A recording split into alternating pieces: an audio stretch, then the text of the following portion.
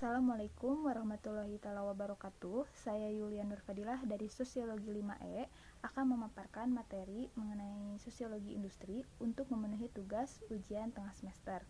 Pertama, saya akan membahas mengenai pengertian sosiologi industri. Nah, mengenai sosiologi itu adalah ilmu sosial yang berkaitan dengan kehidupan masyarakat atau ilmu yang mempelajari terkait manusia yang hidup bermasyarakat. Nah, selanjutnya yaitu industri. Industri itu adalah suatu usaha atau kegiatan dalam mengolah bahan mentah atau barang setengah jadi menjadi barang jadi yang memiliki nilai tambah untuk mendapatkan keuntungan.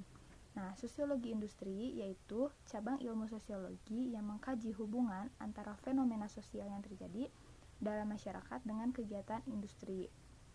Nah, pada hakikatnya, sosiologi industri ini lebih menekankan pada perkembangan industri seiring dengan perkembangan masyarakat. Hal ini mengingat antara industri dan masyarakat itu mempunyai hubungan yang erat karena keduanya ini karena adanya industri itu akan menimbulkan berbagai perubahan sosial dalam masyarakat. Selanjutnya, mengenai ruang lingkup dan objek sosiologi industri. Adapun yang menjadi ruang lingkup dan kajian sosiologi industri itu dilihat dari dua sisi, yaitu secara internal dan eksternal. Nah, secara internal yaitu analisis tingkah laku manusia dalam hubungan pada sebuah perusahaan atau industri, yaitu hubungan kerja dalam industri, organisasi industri, manajemen industri, leadership dalam industri. Nah, kemudian secara eksternal, analisis kegiatan manusia dengan latar belakang sosial ekonomi dan kultur yang berbeda-beda, yaitu tipologi masyarakat industri.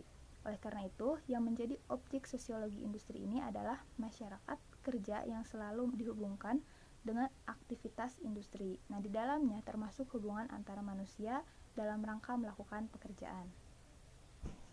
Nah, selanjutnya bab 2. Nah, sebelumnya mengenai pengertian sosiologi industri itu ada bab 1. Sekarang saya bahas bab 2 mengenai fenomena sosial industri kreatif. Nah, pertumbuhan kerajinan menjadi industri melalui beberapa tahapan. Ada sistem domestik. Nah, sistem domestik ini merupakan tahapan yang disebut sebagai tahap kerajinan rumah. Nah, para pekerja mereka bekerja di rumah masing-masing dengan alat yang mereka miliki sendiri. Nah, selanjutnya ada kegiatan industri manufaktur. Setelah kerajinan industri semakin berkembang, diperlukanlah tempat khusus untuk bekerja agar majikan dapat mengawasi dengan baik dalam mengerjakan dan mengendalikan mutu pekerjaannya. Nah, sistem pabrik pada tahap ini industri sudah menggunakan mesin gitu. Nah, mengenai fenomena perkembangan industri pada masa sekarang itu tidak diartikan sebatas mesin atau pabrik gitu, namun sekarang beralih yang disebut dengan industri kreatif. Nah, industri kreatif itu dikenal dengan nama lain itu adalah industri budaya atau juga ekonomi kreatif. Nah, beberapa bentuk ekonomi kreatif itu ada periklanan, kemudian ada arsitektur, seni, kerajinan, desain, kemudian film, seni pertunjukan, dan lain sebagainya. Seperti misalnya televisi, kemudian radio. Nah, itu termasuk industri kreatif. Selanjutnya mengenai sistem kerja masyarakat industri. Nah, kecintaan masyarakat industri terhadap kebahagiaan material sangat besar dibandingkan dengan kebahagiaan imaterial. Jadi mereka lebih mengorbankan kebahagiaan imaterial yang ruang lingkupnya itu lebih kecil demi material. Sehingga masyarakat industri itu banyak mengalami gangguan psikis, kemudian persaingan, ketakutan terhadap ketertinggalan, dan lainnya. Pada saat sekarang ini, sebagian besar industri atau perusahaan yang ada di wilayah perkotaan itu menerapkan sistem kerja lembur atau overtime untuk memenuhi pesanan dari pelanggan atau customer, jadi sesuai dengan kontrak kerja. Namun, harus tetap mengacu kepada keputusan mekanisme kerja lembur pasal 78 ayat 1 huruf B Undang-Undang nomor 13 tahun 2003, kemudian pasal 3 nomor 102 2004 tentang waktu kerja lembur dan upah kerja lembur. Jadi pada beberapa perusahaan itu terkadang mempekerjakan karyawan lebih dari 14 jam lembur, namun hanya membayarkan upah lembur untuk 14 jam saja. Maka yang demikian itu jelas tidak sesuai dengan peraturan yang berlaku.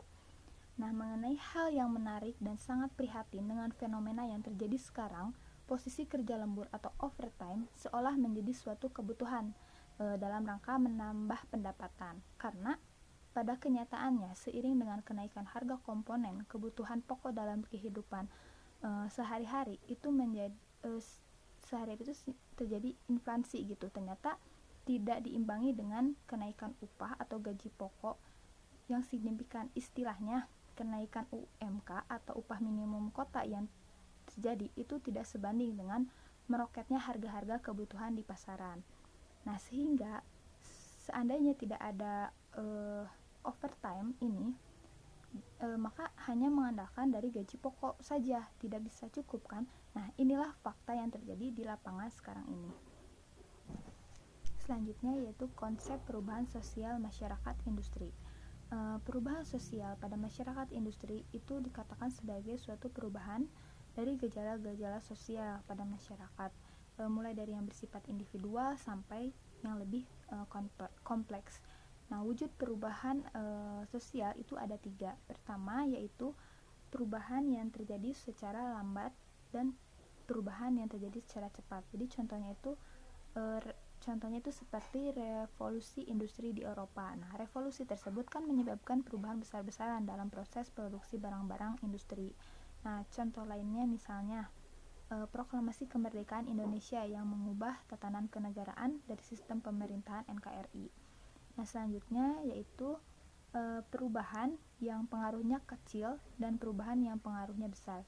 Contohnya itu perubahan mode pakaian yang tidak melanggar nilai sosial. Kemudian perubahan yang pengaruh itu besar, itu ada perubahan yang dapat mempengaruhi lembaga yang ada pada masyarakat. Misalnya perubahan sistem pemerintahan yang mempengaruhi tatanan kenegaraan suatu bangsa. Kemudian yang ketiga yaitu perubahan yang dikehendaki dan perubahan yang tidak dikehendaki. Misalnya adanya pembuatan jalan baru yang melalui suatu desa, maka sumber alam desa itu kan akan dipasarkan ke kota. Nah, maka tingkat kesejahteraan penduduk desa itu kan meningkat. Meskipun begitu lancarnya hubungan desa dengan kota itu menyebabkan mudahnya penduduk desa melakukan urbanisasi dan masuknya budaya kota, terutama yang bersifat negatif, seperti mode yang dipaksakan, kemudian minuman keras, dan keinginan penduduk desa untuk memiliki barang-barang mewah. Nah, selanjutnya faktor-faktor yang mempengaruhi perubahan sosial. Beberapa faktor perubahan yang bersumber dari masyarakat itu sendiri dan dari luar masyarakat atau dari masyarakat lain itu pertama perubahan kependudukan.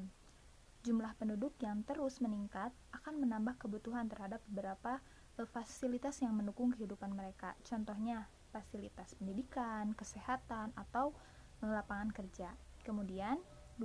Penemuan baru merupakan proses sosial dan kebudayaan yang terjadi dalam jangka waktu relatif cepat. Itu sering juga dikatakan inovasi atau innovation. Jadi penemuan tersebut kemudian memiliki daya guna gitu dan manfaat bagi masyarakat sehingga tata kehidupan masyarakat itu mengalami perubahan. Yang terakhir mengenai studi kasus. Nah, pengaruh industri terhadap masyarakat dan sekitarnya, kemudian membahas mengenai solusi yang paling bijak. Nah, studi kasus yang akan saya bahas yaitu pengaruh industri terhadap permasalahan pencemaran atau kerusakan lingkungan yang tentunya mempengaruhi masyarakat sekitarnya. Berada di Jalan Ranca Ekek, Kecamatan Cikeruh, Kabupaten Bandung, itu berdiri sebuah perusahaan klaster industri. Perusahaan tersebut yaitu PT KHTEX, PT Insan Sandang, dan PT Five Star. Nah, di mana klaster industri tersebut sebagian besar itu menghasilkan limbah cair dan membuangnya ke badan air sungai Cikijing. Nah, maka masyarakat itu dibebani oleh pencemaran limbah tersebut karena tidak ada sumber air lainnya gitu. Nah, air yang sudah tercemar bahan kimia termasuk logam berat itu tetap dipergunakan untuk mengairi sawah, kemudian kolam ikan, bahkan dipakai untuk mandi dan memasak.